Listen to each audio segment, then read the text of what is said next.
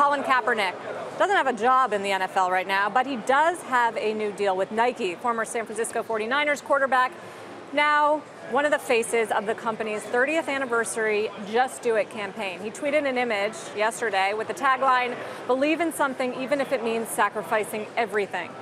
Kaepernick, remember, knelt during the national anthem during the 2016 season to protest racial injustice.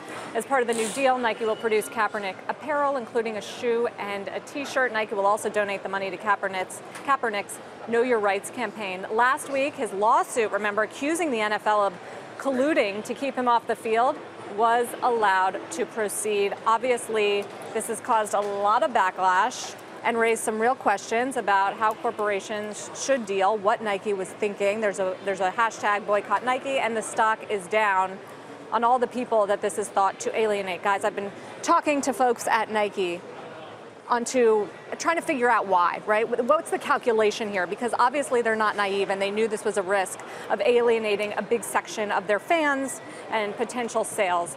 The thinking at Nike is Colin is not the face of this 30th anniversary Just Do It campaign. In fact, he's one of a number of athletes that have a lot in common in terms of overcoming difficult life circumstances. Serena Williams is one of the faces of this, for instance. It shows her, young girl, growing up in Compton, dominating the sport. There are other athletes sort of in the same vein that have overcome. Lacey Baker, for instance, breaking through gender barriers. Shaquem Griffin, a linebacker who's an amputee. There's a thread there and there's a message, and Colin Kaepernick is just one of those faces that tells people to believe in something, even if it means sacrificing everything, to the point. So there's the inspirational message, the way that Nike is looking at this. He is not, again, the front man of this. And in fact, his face isn't going to be on any of the billboards in New York City. It's going to be in San Francisco and LA.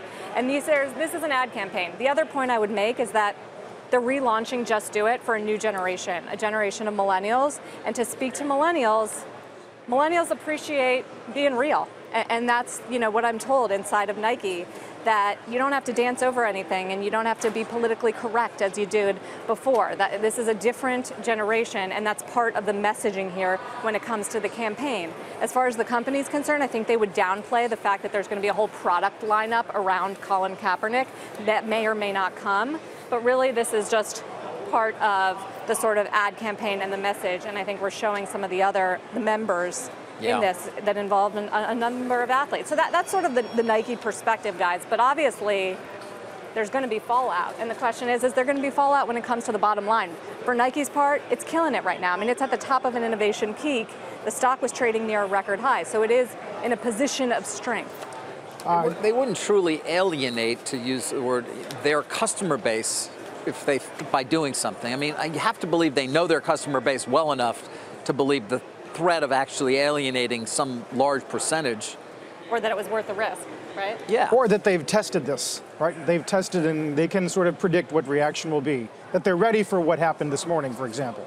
That's Kramer's thesis this morning. I mean, they're not going to do something without obviously going back and forth internally. What I can tell you, according to NBC, two-thirds of Nike's wearers are under the age of 34 years old. 45% are under the age of 25 years old. So there you go. Speaking to the young consumer, right, and who this message is really for. Yeah. I wonder how many of those boycotters are over the age of 25. Probably a lot. Way more than under. That's for sure. I would imagine, without a doubt.